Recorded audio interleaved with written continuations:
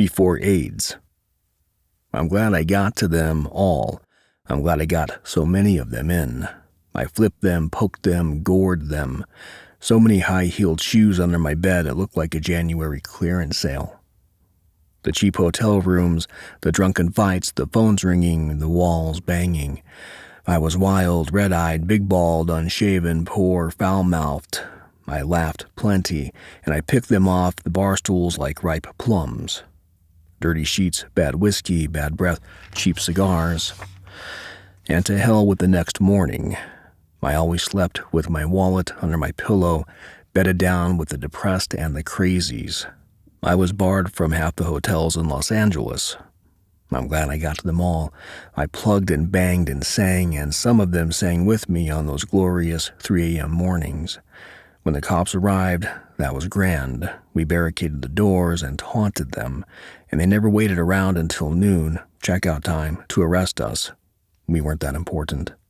But I thought we were, walking toward the bar, and what a place the bar was around noon, so quiet and empty, a place to begin again, to buck up with a quiet beer, looking out across at the park, with the ducks over there and the tall trees over there.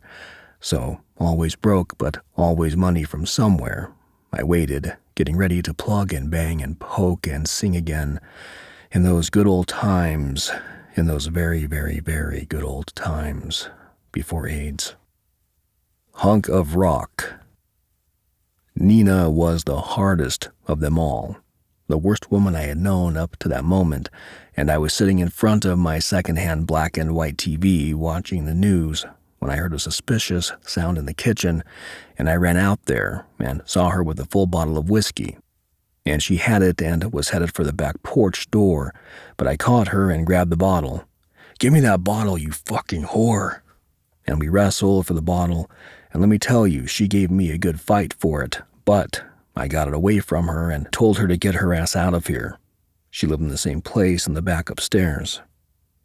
I unlocked the door, took the bottle and a glass, went out to the couch, sat down, opened the bottle, and poured myself a good one. I shut off the TV and sat there, thinking about what a hard number Nina was.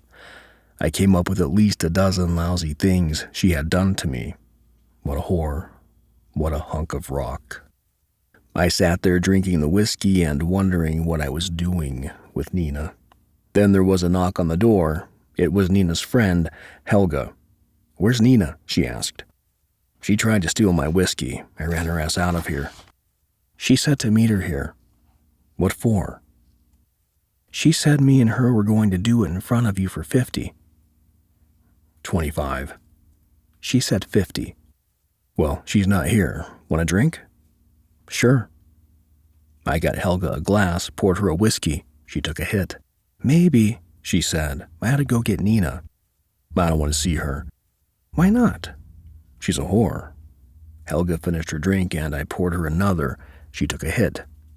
"Benny calls me a whore. I'm no whore." Benny was the guy she was shacked with. "I know you're no whore, Helga." "Thanks. Ain't you got no music?" "Just the radio." She saw it, got up, turned it on. Some music came blaring out. Helga began to dance, holding her whiskey glass in one hand. She wasn't a good dancer. She looked ridiculous.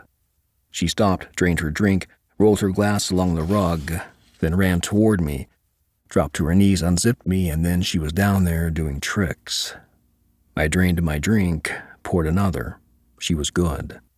She had a college degree someplace back east. "Get it, Helga, get it." There was a loud knock on the front door. "Hank, is Helga in there?" "Who?" "Helga." "Just a minute." "This is Nina. I was supposed to meet Helga here. We have a little surprise for you." "You tried to steal my whiskey, you whore." "Hank, let me in." "Get it, Helga, get it." "Hank." "Helga, you fucking whore. Helga, Helga, Helga." I pulled away and got up. "Let her in." I went to the bathroom. When I came out, they were both sitting there, drinking and smoking, laughing about something when they saw me. $50, said Nina. $25, I said. "We won't do it then." "Don't then." Nina inhaled, exhaled. All right, you cheap bastard. $25. Nina stood up and began taking her clothes off. She was the hardest of them all. Helga stood up and began taking her clothes off. I poured a drink. Sometimes I wonder what the hell is going on around here, I said. Don't worry about it, Daddy. Just get with it. Just what am I supposed to do? Just do whatever the fuck you feel like doing, said Nina, her big ass blazing in the lamplight. Poetry. It takes a lot of desperation, dissatisfaction, and disillusion to write a few good poems. It's not for everybody, either to write it or even to read it. Dinner, 1933. When my father ate, his lips became greasy with food. And when he ate, he talked about how good the food was and that most other people didn't eat as good as we did. He liked to sop up what was left on his plate with a piece of bread, meanwhile making appreciative sounds rather like half grunts. He slurped his coffee, making loud bubbling sounds. Then he'd put the cup down. Dessert? Is it Jell-O? My mother would bring it in a large bowl, and my father would spoon it out. As it plopped in the dish, the Jell-O made strange sounds, almost fart-like sounds. Then came the whipped cream, mounds of it on the Jell-O. Ah, Jell-O and whipped cream. My father sucked the Jell-O and whipped cream off his spoon. It sounded as if it was entering a wind tunnel. Finished with that, he would wipe his mouth with a huge white napkin, rubbing hard in circular motions, the napkin almost hiding his entire face. After that, out came the Camel cigarettes. He'd light one with a wooden kitchen match, then place the match, still burning, onto an ashtray. Then a slurp of coffee, the cup back down, and a good drag on the Camel. Ah, that was a good meal. Moments later, in my bedroom on my bed, in the dark, the food that I had eaten and what I had seen was already making me ill. The only good thing was listening to the crickets out there in another world I didn't live in. Such luck. We were at this table, men and women, after dinner. Somehow the conversation got around to PMS. One of the ladies stated firmly that the only cure for PMS was old age. There were other remarks that I have forgotten, except for one which came from this German guest, once married, now divorced. Also, I had seen him with any number of beautiful young girlfriends. Anyhow, after quietly listening to our conversation for some time, he asked us, "What's PMS?" Now here was one truly touched by the angels. The light was so bright, we all looked away. Flophouse. You haven't lived until you've been in a flophouse, with nothing but one light bulb and 56 men squeezed together on cots, with everybody snoring at once, and some of those snores so deep and gross and unbelievable, dark, snotty, gross, subhuman wheezings from hell itself. Your mind almost breaks under those death-like sounds, and the intermingling odors, hard, unwashed socks, pissed and shitted underwear, and all of it slowly circulating air, much like that emanating from uncovered garbage cans, and those bodies in the dark, fat and thin and bent, some legless, armless, some mindless, and worst of all, the total absence of hope. It shrouds them, covers them totally. It's not bearable. You get up, go out, walk the streets, up and down sidewalks, past buildings, around the corner, and back up the same street, thinking, those men were all children once. What has happened to them? And what has happened to me? It's dark and cold out here. Handouts. Sometimes I am hit for change 3 or 4 times in 20 minutes, and 9 times out of 10 I'll give. The time or two that I don't, I have an instinctive reaction not to, and I don't. But mostly I dig and give, but each time I can't help but remember how many times, hollow-eyed, my skin tight to the ribs, my mind airy and mad, I never asked anybody for anything. And it wasn't pride. It was simply because I didn't respect them, didn't regard them as worthy human beings. They were the enemy, and they still are. As I dig in and give. Waiting. Hot summers in the mid-30s in Los Angeles, where every third lot was vacant, and it was a short ride to the orange groves. if you had a car and the gas. Hot summers in the mid-30s in Los Angeles. Too young to be a man and too old to be a boy. Hard times. A neighbor tried to rob our house. My father caught him climbing through the window, held him there in the dark on the floor. "You rotten son of a bitch." Henry, let me go. "You son of a bitch, I'll kill you." My mother phoned the police. Another neighbor set his house on fire in an attempt to collect the insurance. He was investigated and jailed. Hot summers in the mid-30s in Los Angeles. Nothing to do, nowhere to go, listening to the terrified talk of our parents at night. What will we do? What will we do? God, I don't know. Starving dogs in the alleys, skin taut across ribs, hair falling out, tongues out, such sad eyes, sadder than any sadness on earth. Hot summer nights in the mid-30s in Los Angeles. The men of the neighborhood were quiet, and the women were like pale statues. The parks full of socialists, communists, anarchists, standing on the park benches, orating, agitating. The sun came down through the clear sky, and the ocean was clean, and we were neither men nor boys. We fed the dogs leftover pieces of dry, hard bread, which they ate gratefully, eyes shining in wonder, tails waving at such luck. As World War II moved toward us, even then, during those hot summers in the mid-1930s in Los Angeles. Those mornings. I still remember those New Orleans rats out in the balcony railings in the dark of early morning as I stood waiting my turn at the crapper. There were always 2 or 3 big ones just sitting there. Sometimes they'd move quickly, then stop and sit there. I looked at them and they looked at me. They showed no fear. At last, the crapper door would open, and out would walk one of the tenants, and he always looked worse than the rats.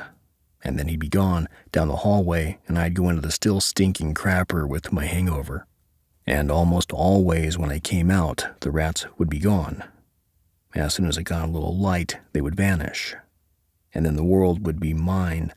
I'd walk down the stairway and into it.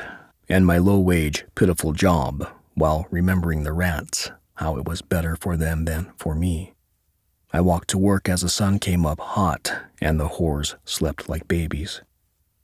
Everything you touch, putting on your torn clothes in an old New Orleans rooming house, and you and your stock boy soul, then rolling your little green wagon past the salesgirls who took no notice of you, those girls dreaming of bigger game with their tiny rectangular brains.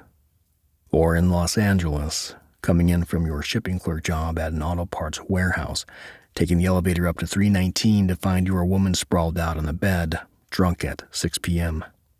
You were never any good at picking them. You always got the leftovers, the crazies, the alkies, the pill freaks. Maybe that was all you could get, and maybe you were all they could get. You went to the bars and found more alkies, pill freaks, crazies. All they had to show you were a pair of well-turned ankles and spiked-heeled shoes. You thumped up and down on beds with them as if you had discovered the meaning of existence. Then there was this day at work when Larry the salesman came down the aisle with his big belly and his little button eyes. Larry always walked loudly on leather-soled shoes, and he was almost always whistling. He stopped whistling and stood at your shipping table as you worked. Then he began rocking back and forth. He had this habit, and he stood there rocking, observing you. He was one of those jokers, you know, and then he began laughing. You were sick from a long, crazy night, needed a shave, and you were dressed in a torn shirt. "What is it, Larry?" you asked. And then he said, "Hank, everything you touch turns to shit." You couldn't argue with him about that. Car wash. Got out. Fellow said, "Hey," walked toward me. We shook hands. He slipped me 2 red tickets for free car washes. "Find you later," I told him. Walked on through to waiting area with wife. We sat on outside bench. Black fellow with limp came up, said, "Hey man, how's it going?" I answered, "Fine bro, you making it?" "No problem," he said, then walked off to dry down a caddy. "These people know you?" my wife asked. "No." "How come they talk to you?" "They like me. People have always liked me. It's my cross." Then our car was finished. Fellow flipped his rag at me. We got up, got to the car. I slipped him a buck. We got in. I started the engine. The foreman walked up. Big guy with dark shades. Huge guy. He smiled a big one. "Good to see you, man." I smiled back. "Thanks, but it's your party, man." I pulled out into traffic. "They know you," said my wife. "Sure," I said. "I've been there." The flashing of the odds. Parking lot attendant Bobby was funny, wisecracking, laughing, was good at it. He was an original. Sometimes when I was down, listening to Bobby brought me back up. Didn't see him for 3 weeks, asked the other tenants, but they didn't know or made things up. Drove in today and there was Bobby, his uniform wrinkled. He was just standing there while the others worked. Approached him and he seemed to recognize me, then spoke. "Got all stressed out driving here. It took me 3 hours. He wasn't laughing, had grown suddenly fat. His belt buckle was unfastened. I buckled him up. He had a 3-day beard. His hair was gray, his face wrinkled, his eyes stuck in a backwash, 20 years lost in 3 weeks. "Good to see you, Bobby." "Yeah, sure. When are you going to buy this place?" He was talking about the racetrack. I walked across the lot and into the track, took the escalator up, reached the top floor, walked toward the service stand. Betty saw me and got my coffee poured. "You ready for a big day?" she asked. "I'm ready for any kind of day." "You come here to win, don't you?" "I come here not to lose." I took my coffee to a seat facing the tote board. The odds flashed. I sat down, spilling my hot coffee on my hand. "Shit," I said, and the day went on. Poetry contest. Send as many poems as you wish. Only keep each to a maximum of 10 lines. No limit as to style or content, although we prefer poems of affirmation. Doublespace with your name and address in the upper left-hand corner. Editor is not responsible for manuscripts without an SASE. Every effort will be made to judge all works within 90 days. After careful screening, the final choices will be made by Ellie Mae Moody, General Editor in charge. Please enclose $10 for each poem submitted. A final grand prize of $75 will be awarded to the winner of the Ellie Mae Moody Golden Poetry Award, along with a scroll signed by Ellie Mae Moody. There will also be second, third, and fourth prize scrolls, also signed by Ellie Mae Moody. All decisions will be final. The prize winners will appear in the spring issue of The Heart of Heaven. Prize winners will also receive 1 copy of the magazine, along with Ellie Mae Moody's latest collection of poetry, The Place Where Winter Died.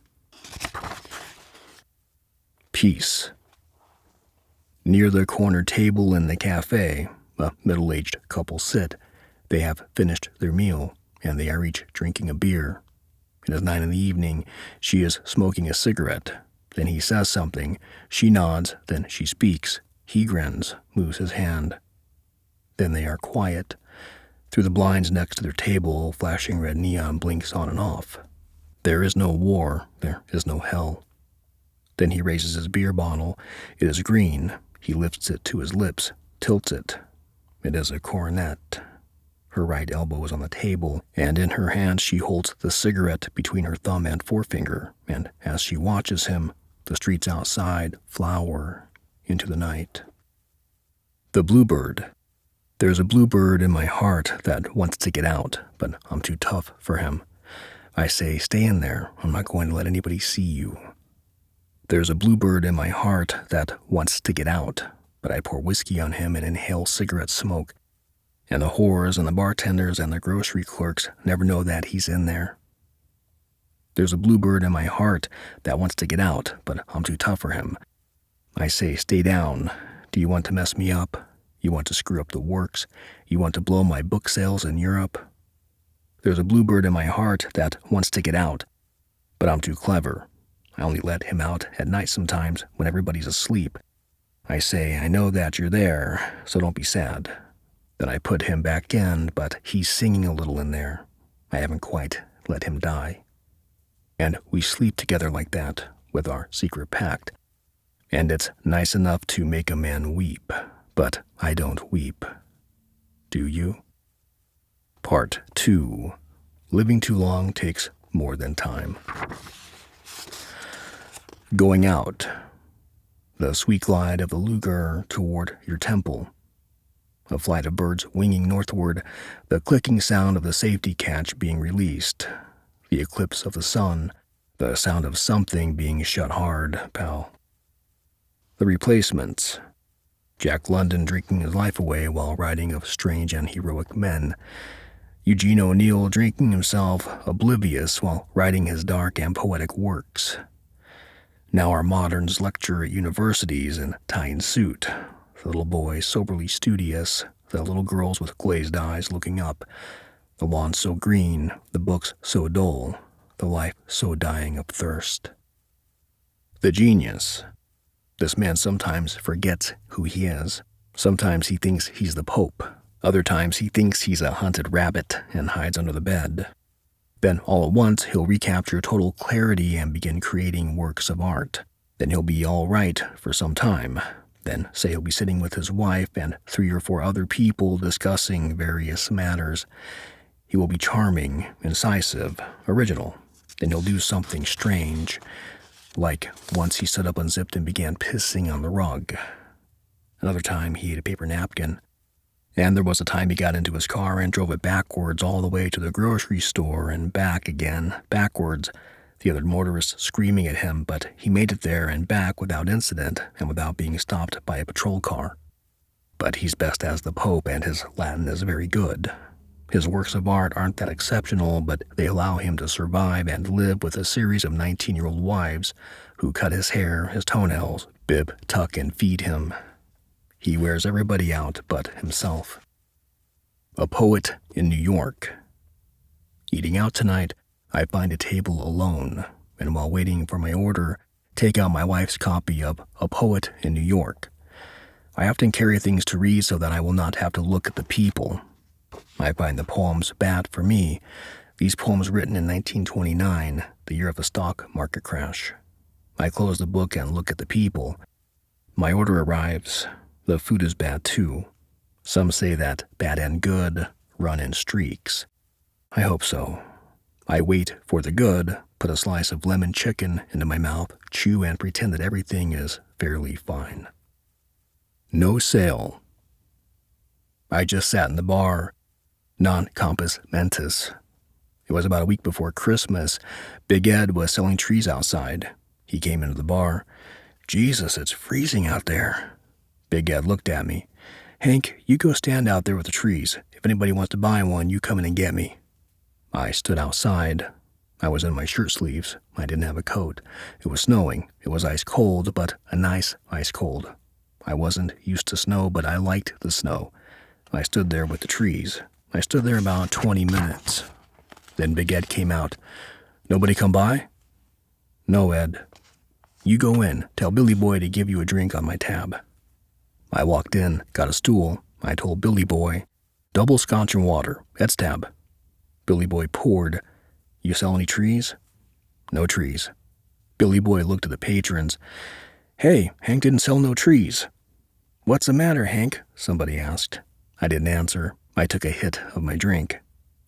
How come no trees were sold? Somebody else asked. As the bee swarms to honey, as night follows day in the stink of time, it will happen. What will happen? Somebody will sell a tree, though it won't necessarily be me. I finished my drink. There was silence. Then somebody said, This guy is some kind of nut. Being there with those, I decided I had no argument with that. This self-congratulatory nonsense as the famous gather to applaud their seeming greatness. You wonder where the real ones are, what giant cave hides them. As the deathly talentless bow to accolades, as the fools are fooled again, you wonder where the real ones are, if there are real ones. This self-congratulatory nonsense has lasted decades, and, with some exceptions, centuries. This is so dreary, is so absolutely pitiless. It churns the gut to powder, shackles hope. It makes little things like pulling up a shade or putting on your shoes or walking out on the street more difficult, near damnable. As the famous gather to applaud their seeming greatness, as the fools are fooled again.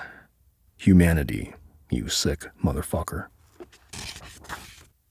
Now, to reach here gliding into old age, the decades gone, without ever meeting one person truly evil, without ever meeting one person truly exceptional, without ever meeting one person truly good, gliding into old age, the decades gone, the mornings are the worst. In error, a warrior, I come in from a long but victorious day at the track. She greets me with some trash, which I carry and dump into the garbage can. Jesus Christ, she says, push the lid down tight. The ants will be everywhere. I push the lid down tight. I think of Amsterdam. I think of pigeons flying from a roof. I think of time dangling from a paperclip. She's right, of course. The lid should be tight. I walk slowly back into the house. Confession. Waiting for death like a cat that will jump on the bed. I am so very sorry for my wife. She will see this stiff white body. Shake it once, then maybe again. Hank! Hank won't answer. It's not my death that worries me, it's my wife, left with this pile of nothing. I want to let her know, though, that all the nights sleeping beside her, even the useless arguments were things ever splendid, and the hard words I ever feared to say can now be said. I love you. Mugged. Finished, can't find the handle. Mugged in the back alleys of nowhere. Too many dark days and nights, too many unkind noons, plus a steady fixation for the ladies of death. I am finished. Roll me up, package me, toss me to the birds of Normandy or the gulls of Santa Monica. I no longer read. I no longer breed. I talk to old men over quiet fences. Is this where my suicide complex uncomplexes, as I am asked over the telephone, did you ever know Jack Kerouac? I now allow cars to pass me on the freeway. I haven't been in a fist fight for 15 years. I have to get up and piss 3 times a night. And when I see a sex pot on the street, I only see trouble. I am finished, back to square one, drinking alone and listening to classical music. Much about dying is getting ready. The tiger walks through my dreams. The cigarette in my mouth just exploded. Curious things still do occur. No, I never knew Kerouac. So you see, my life wasn't useless after all. The writer. When I think of the things I endured trying to be a writer, all those rooms and all those cities, nibbling on tiny bits of food that wouldn't keep a rat alive. I was so thin I could slice bread with my shoulder blades, only I seldom had bread, meanwhile writing things down again and again on pieces of paper. And when I moved from one place to another, my cardboard suitcase was just that. Paper outside stuffed with paper inside. Each new landlady would ask, "What do you do?" "I'm a writer." "Oh." As I settled into tiny rooms to evoke my craft, many of them pitied me, gave me little tidbits like apples, walnuts, peaches. Little did they know that that was about all that I ate. But their pity ended when they found cheap wine bottles in my place. It's all right to be a starving writer, but not a starving writer who drinks. Drunks are never forgiven anything. But when the world is closing in very fast, a bottle of wine seems a very reasonable friend. All those ladies, most of them heavy, slow, their husbands long dead, I can still see those dears climbing up and down the stairways of their world. They ruled my existence. Without them allowing me an extra week on the rent, now and then, I was out on the street. And I couldn't write on the street. It was very important to have a room, a door, those walls. Oh, those dark mornings, in those beds, listening to their footsteps, listening to them cough, hearing the flushing of their toilets, smelling the cooking of their food while waiting for some word on my submissions to New York City and the world. My submissions to those educated, intelligent, snobbish, inbred, formal, comfortable people out there. They truly took their time to say no. Yes, in those dark beds with the landladies rustling about, puttering and snooping, sharpening utensils, I often thought of those editors and publishers out there who didn't recognize what I was trying to say in my special way. And I thought they must be wrong. Then this would be followed with a thought much worse than that. I could be a fool. Almost every writer thinks they are doing exceptional work. That's normal. Being a fool is normal. And then I'd get out of bed, find a piece of paper, and start writing again. They don't eat like us. My father eating, his ears moved. He munched with great vigor. I wished him in hell. I watched the fork in his hand. I watched it put food into his mouth. The food I ate was tasteless and deadly. His small bits of conversation entered my head. The words ran down my spine. They spilled into my shoes. "Eat your food, Henry," my mother said.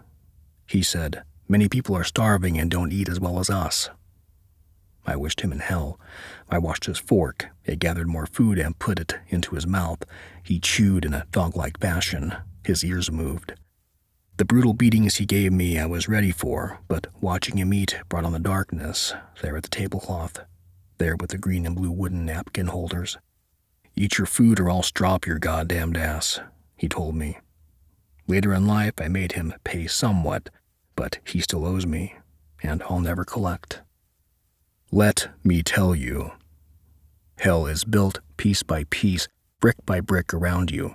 It's a gradual, not a rapid process. We build our own inferno, blame others, but hell is hell. Worldly hell is hell. My hell and your hell are hell, hell, hell, hell. The song of hell, putting your shoes on in the morning, hell. Blasted apart with the first breath. Running out of days as the banister glints into the early morning sun. There will be no rest, even in our dreams. Now all there is to do is reset broken moments. When even to exist seems a victory, then surely our luck has run thin, thinner than a bloody stream toward death. Life is a sad song. We have heard too many voices, seen too many faces, too many bodies. Worse have been the faces, a dirty joke that no one can understand. Barbaric, senseless days total in your skull. Reality is a juiceless orange. There is no plan, no out, no divinity, no sparrow of joy. We can't compare life to anything. That's too dreary a prospect. Relatively speaking, we were never short on courage, but at best the odds remained long and at worst unchangeable. And what was worst, not that we wasted it, but that it was wasted on us. Coming out of the womb, trapped in light and darkness, stricken and numbed. Alone in the temperature zone of agony now, running out of days as the banister glints in the early morning sun. Elvis lives. The boy was going to take the bus out to see the Graceland mansion. Then the Greyhound lines went on strike. There were only 2 clerks and 2 lines at the station, and the lines were 50 to 60 people long. After 2 hours in line, one of the clerks told the boy that his bus would leave as soon as a substitute driver arrived. "When will that be?" the boy asked. "We can't be certain," the clerk answered. The boy slept on the floor that night, but by 9 a.m. the next morning, the substitute driver still had not arrived. The boy had to wait in another line to get to the toilet. He finally got a stall, carefully fitted the sanitary toilet seat paper cover, pulled down his pants, his shorts, and sat down. Luckily, the boy had a pencil. He found a clean space among all the smeared and demented scrawlings and drawings, and very carefully and heavily he printed, "Heartbreak Hotel." Then he dropped the first one.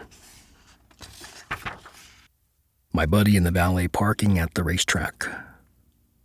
After 9 long races among greedy faces on a hot Sunday that hardly rhymes with reason, I have murdered another day.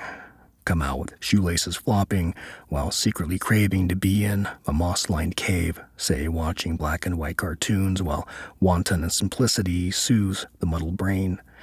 As my buddy the valet races the machine up, revving the 8-year-old engine, he leaps out, "How you doing, baby?" Things have me by the jugular, Frank. I'm ready to run up the white flag. "Not you, baby. You're my leader." "You can do better than that, Frank." I get in, hook the seatbelt, put on the driving glasses, put it in first. "Hey, man." He sticks his head into the window. "Let's go out and get drunk and kick some ass and find some pussy." I tell him, "I'll consider that." As I pull out, I can see him in the rearview mirror. He's giving me the finger. I smiled for the first time in 7 or 8 hours. See here, you blazing bastard fools, poets, with your idiot scrolls. You are so pompous in your knowledge, so assured that you are on a hot roll to nirvana. You soft lumps of humanity, you imitators of other pretenders. You are still in the shadow of the mother. You have never bargained with the beast. You have never tasted the full flavor of hell. You have never seen the edge of yourself. You have never been alone with the razor-sharp walls. You blazing bastard fools with your idiot scrolls. There is nothing to know, no place to travel. Your lives, your deaths, your idiot scrolls, useless, disgusting, and not as real as the wart on the ass of a hog. You are rejected by circumstance. Goodbye. Spark. I always resented all the years, the hours, the minutes I gave them as a working stiff. It actually hurt my head, my insides. It made me dizzy and a bit crazy.